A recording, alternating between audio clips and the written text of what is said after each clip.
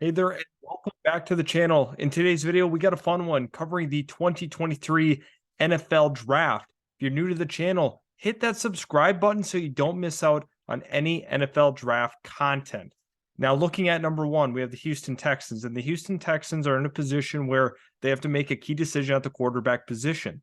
Now, you look at it, I think Davis Mills did a fine job in his rookie campaign. His sophomore campaign has not looked so good. In my opinion, I think they have to address the quarterback, position at this point. I was leaning Will Anderson before. Now I've kind of teeter-tottered back to the idea that you have to take a quarterback at the number one spot for them in this situation. They need that franchise guy. And I think it's very possible that Bryce Young is that guy for them. When you look at Bryce Young, his athleticism, his arm strength, his ability to navigate the pocket, evade rushers, that is very valuable for a team, especially a rebuilding team. Bryce Young is definitely a quarterback that brings some of those key intangibles that you look for in an NFL level starter, and he is the number one pick. Number two, we have the Carolina Panthers, and I think once again, this is going to be quarterback heavy. CJ Stroud out of Ohio State. We've seen really great production from him. He's consistent. He's able to deliver on time, on target. And, he's had some really good playmakers around him, making his life easier. However, at the same time, he still would be a good player if you put him on Ohio State, if you put him with the Minnesota Golden Gophers. It doesn't matter. This is a guy that can produce wherever you look. And I think CJ Stroud is a fine selection here at number two for Carolina, a team that is desperately searching for that franchise quarterback. It's not currently on roster. They tried, a little experiments with Baker, Sam Darnold, PJ Walker. None of those are the answer, and I think Stroud is the pick.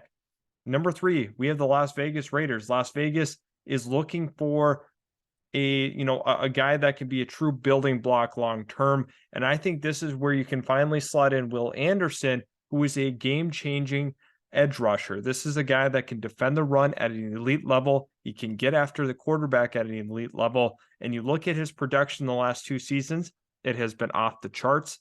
Therefore, I think the Raiders would be wise to take him and have him, across the way from a guy like Max Crosby and make that an absolute nightmare trying to throw the football against this team in a division where, there are two absolute stars at the quarterback position with Patrick Mahomes as well as Justin Herbert. I think that getting a guy like Will Anderson is game-changing on that defense. Now we'd look at number four. We got the Pittsburgh Steelers, and Pittsburgh is kind of in a peculiar position where they definitely are searching for answers offensively. I also think that defensively there are a number of holes that they could address, but for me, I'm kind of looking at it. They desperately need a tackle, and there's a guy that's definitely worthy of being a top four pick, and it's Peter Skoronski, an elite pass protector, a guy that you can trust along your offensive line. I think Skoronski would be an immediate elite upgrade for Pittsburgh, a team that needs to reconfigure this offensive line. This is not that same offensive line we had seen in years past.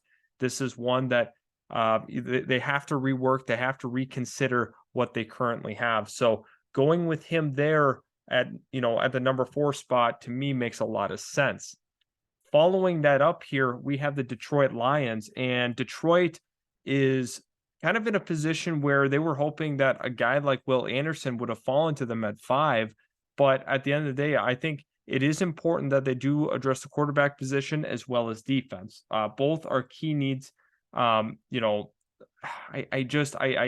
have my reserves about passing up on a quarterback, because if they're able to time this correctly with where their rebuild's going, getting a franchise level quarterback along with, a roster that's already built is huge, because you look for the 5-year window as soon as you draft a quarterback. And I think this very well could be the start of that. Will Levis has played very, very well for Kentucky so far this year. A player that people have some mixed reviews on, but I think that the Detroit Lions could be starting their window here pretty soon. Obviously getting a quarterback, having another first-round pick from the Rams definitely is going to help. This team is built to make some plays. Let's not forget, they just traded away TJ Hawkinson to Minnesota for more, draft choices as well. And I think Detroit is definitely on their way. They're having some struggles this year. There's no doubt about it. Defense is the main concern, though. They've been doing well on offense. Now, that's the tough part about it, is trying to figure out how does this all fit in. I think Will Levis, definitely could be, the quarterback of the future for them. And if they can time it right, it definitely makes sense to take a quarterback. I was back and forth. This was probably the hardest selection I had to make in this mock draft, but Will Levis at number 5.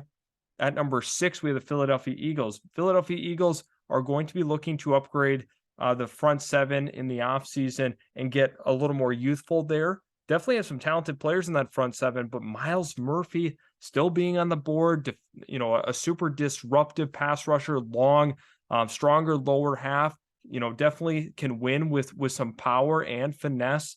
Myles Murphy going to the Eagles is scary because this team is so good already, and having a top 6 pick is absolute insanity. So Myles Murphy going to the Eagles, watch out for the league because he is going to be a high impact player. At number 7, we have the Arizona Cardinals, and you look at the Arizona Cardinals as, they have some pending free agents on the boundaries there at corner. I'm looking at, Byron Murphy. I'm looking at this team needing to address that cornerback position long term. I think when you have a player as talented and as skilled as Kelee Ringo from Georgia, that makes sense to me. He's got that 6'2" frame. He's probably going to run in that low 4.4s or mid 4.35, probably somewhere in that area. He's an elite athlete. He's a guy that's a sticky man-to-man player. Definitely knows how to make a play on a ball when in the air. We had just seen it. Kelee Ringo to the Arizona Cardinals is a really good building block for that secondary, and I like that pick for them a lot. Following it up here, we have Jacksonville, and Jacksonville is in a dire need for another playmaking wide receiver. Christian Kirk has made some big impact plays for this team.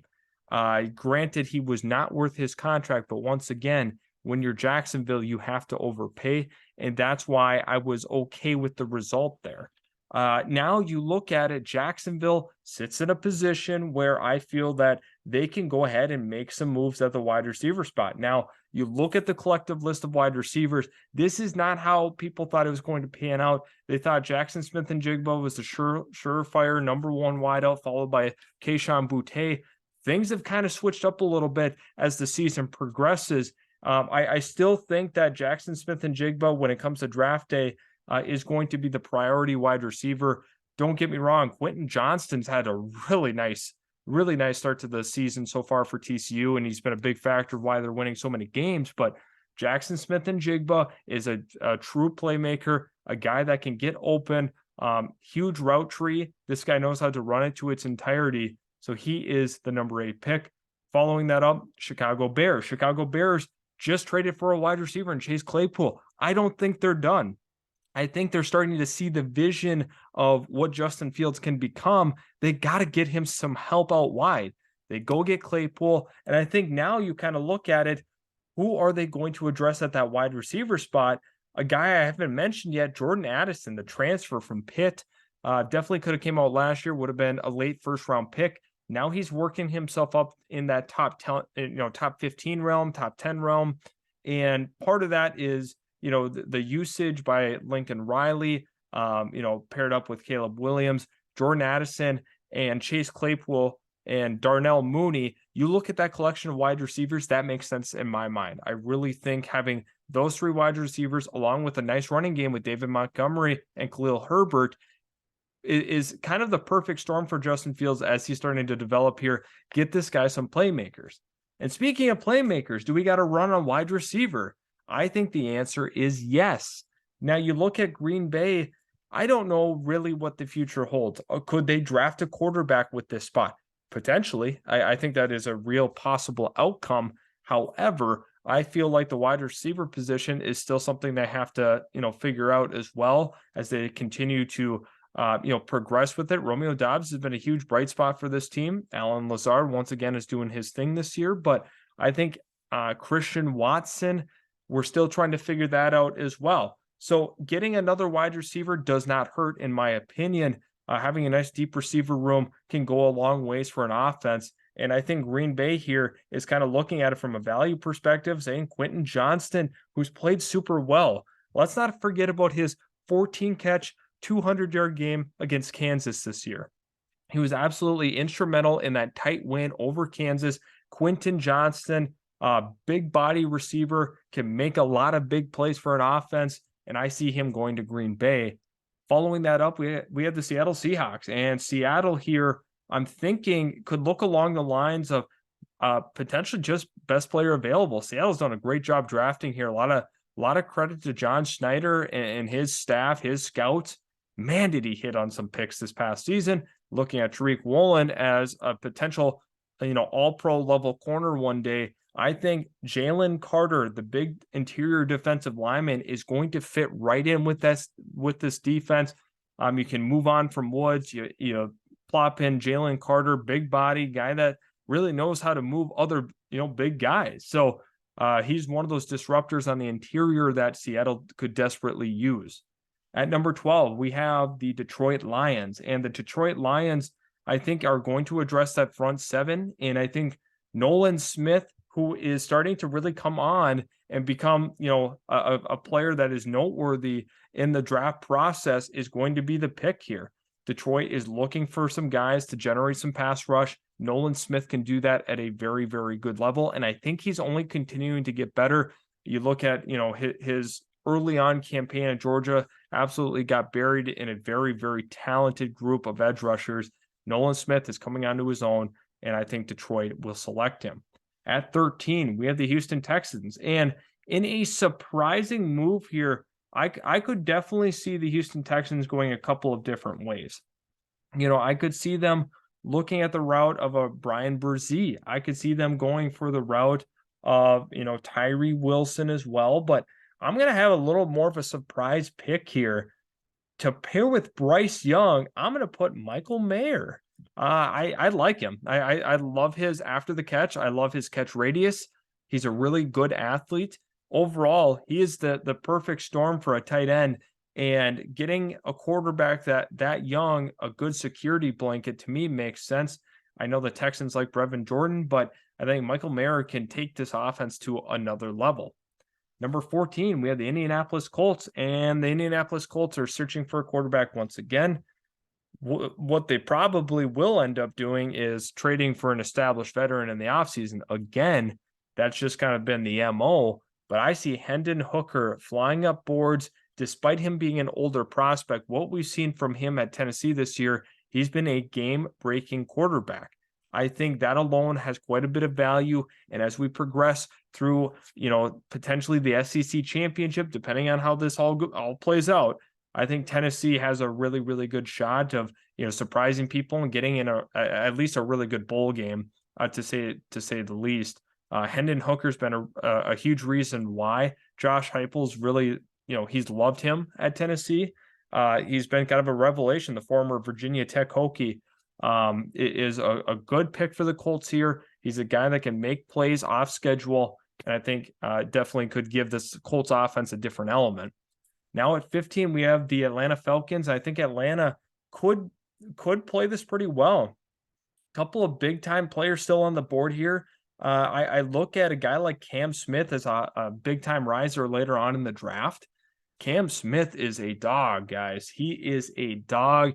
Makes plays on the perimeter. He's a good tackler, phenomenal athlete, a guy that knows how to contort his body in different ways to make plays on the football. Cam Smith at 15 is the kind of player that you're looking for.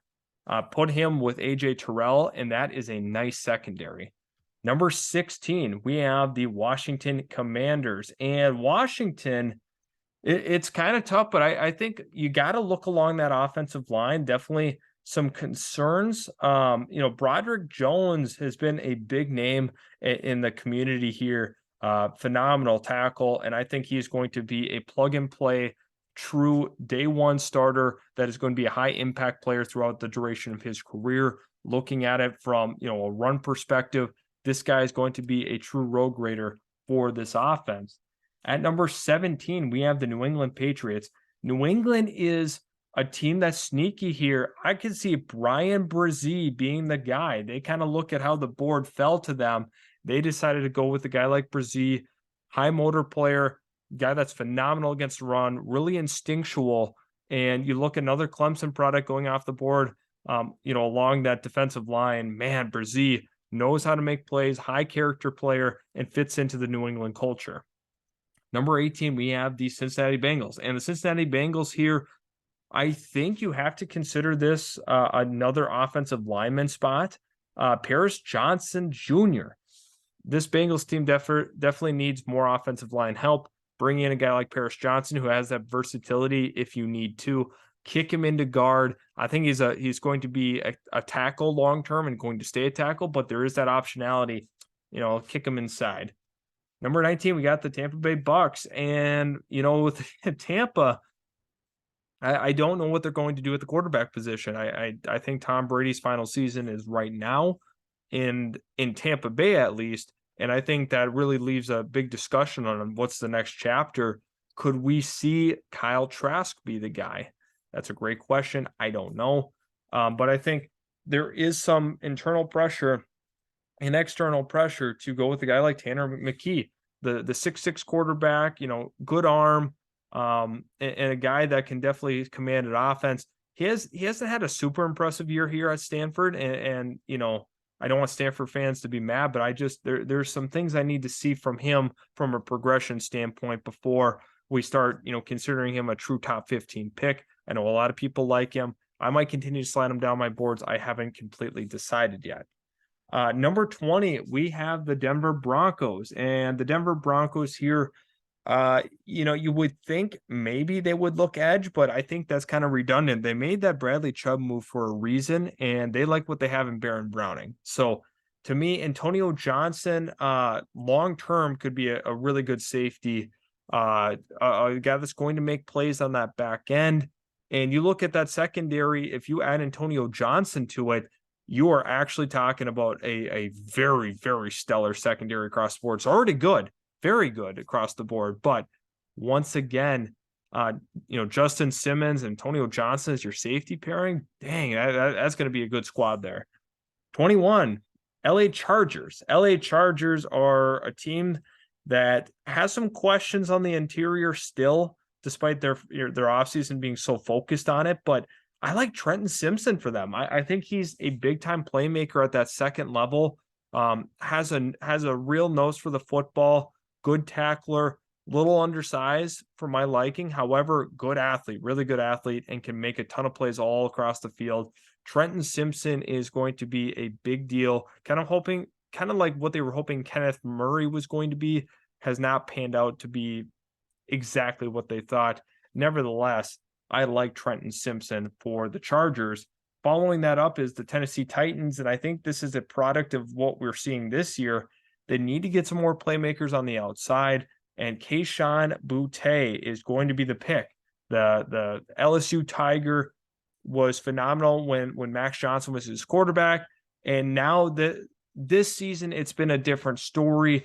Some issues early on, chemistry-wise, not only with just the offense that Brian Kelly had implemented, but also with some, I don't know if it's the culture thing. I'm not sure exactly was going on with him at the start of the year, but anyways, I think he's a super talented receiver, a guy that is he's a true hands catcher, a player that you look at him, and a lot of people thought last season he was going to be a top 10 pick. He slid a little bit in this mock, but I think when you get him more targets, he is definitely more effective.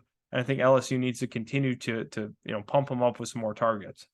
23, Seattle Seahawks. Seattle Seahawks are going to do what the Seattle Seahawks do best, and they're just going to continue to take more defense here.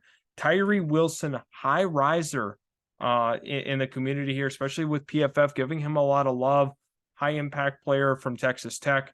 Is going to fit into what Seattle's trying to build there with that front seven. And Tyree Wilson, good player. And you look at what the Seahawks could do here. They added Jalen Carter with their first pick, followed up with Tyree Wilson. This is going to be a scary defense. You have to like them having 2 first-round selections. It goes a long ways. 24 is the Baltimore Ravens. And the Baltimore Ravens, truthfully, in my opinion, have to consider the cornerback position. I know with where they currently stand, but I think this is a win now move, and it's also a future move as well. Brian Branch from Alabama definitely kind of fits the mold here. I mean, you look at with Humphrey coming from Alabama, I think Brian Branch, there's some familiarity there with John Harbaugh and Nick Saban, and a level of comfortability, in my opinion, between those two guys. I think Brian Branch is the perfect Baltimore Raven, fits right in with that defense, fits in with the scheme, and I think that you can look at that as a good match there. Now at 25, we got the New York Jets. New York Jets, I definitely think that when you look at this roster, somewhere where they got to get a little more youthful, in my opinion, is the linebacker spot. Drew Sanders from Arkansas, going to be one of those players that you're able to plug in right away and should be an impact player. The Jets have done a great job with building out this defense, not only from their defensive line, but also in their secondary. I think there's an opportunity at a safety later on in the draft, but you also look at the linebacker position as one that they need to continue to build on, and I think Drew Sanders would be a good pick. Following that up is the Dallas Cowboys. Interior offensive line, more or less, is kind of what I'm focused on here. I think that O'Cyrus Torrence could be a big-time player. Big guard, definitely is going to help out in the run game. Dallas needs to continue to replenish this offensive line. They have a track record of doing so, and that's been important throughout the Jerry Jones era of ownership of the team. This guy wants a good competitive offensive line, and O'Cyrus Torrence is a massive dude for the job. 27, we have the New York Giants, and New York Giants here have to get a wide receiver. They absolutely have to. I would be shocked if they didn't in the first round. Josh Downs, big-time playmaker from North Carolina. You're seeing it with the statistics. You watch with the eye test. Big-time playmaker. New York Giants need a little bit more of that on the perimeter, need a little more explosiveness, and that's what he's going to bring. 28, we have the Kansas City Chiefs, and the Kansas City Chiefs are going to be looking at that offensive line position potentially. There's a couple of guys that you could consider here. You can never have enough good offensive linemen. Anton Harrison is going to be the pick here. I think from a value standpoint alone, that's why Kansas City goes there. They look at him as a good competitive tackle. And once again, has that option to move around a little bit, but I think he does opt and stay at that tackle position. 29 is the Minnesota Vikings, a team that we were not expecting to be this low in our mock draft, but with how well they've been playing, a lot of credit to them. But when you look at what this team needs fundamentally, it's more defense. It's more defense. I mean, you look, their first and second round pick haven't even played this year, barely any snaps. Lewis Cine is out for the season. Andrew Booth Jr. has been out for the season essentially so far to this point. So I think the Minnesota Vikings have some improvements here. When I look at the long-term outlook at the corner spot, I think there's a couple of guys that can help them. Garrett Williams falls a little bit in the rankings here, but once again, he's going to fit in very nicely with the Minnesota Vikings. This team needs a corner. This team definitely needs a corner long-term. Hopefully Andrew Booth Jr. pans out, but I think that there is some more room there. Caleb Evans played very well in his first couple of snaps as playing outside. I thought he looked good. So we'll have to monitor that situation. I don't know if that's something that's sustainable or not. Number 30 is the Buffalo Bills. Buffalo Bills are now super excited because they get to take one of the most talented players in the entire draft, and that's Bijan Robinson. And when you look at the amount of forced broken tackles he forces, he's one of those players that can be game breaking. And I know they traded for Nyheim Hines. That doesn't matter to me. That made no factor in my decision here. Robinson is a game breaker, and he's going to make this Bills offense even scarier than it already is. 31, we have the Philadelphia Eagles, and I think the Philadelphia Eagles could use some more secondary help. And Jalen Jones is going to be that kind of player. And the reason I say for Philadelphia, I know you have Bradbury Island and Big Play Slay, but at the end of the day, these are corners that are going to continue to age a little bit, and you also need to have that third corner that you can trust, barring an injury. Jalen Jones is my selection here. I was pretty excited and happy, with how this draft came and worked out. A lot of talented playmakers in this year's class. And, especially at the top, I think it's pretty fluid to this point. So once again, thanks for stopping by. Make sure you subscribe to the channel. Also leave a like on today's video. And once again, we will catch you in the very next Utility Sports video.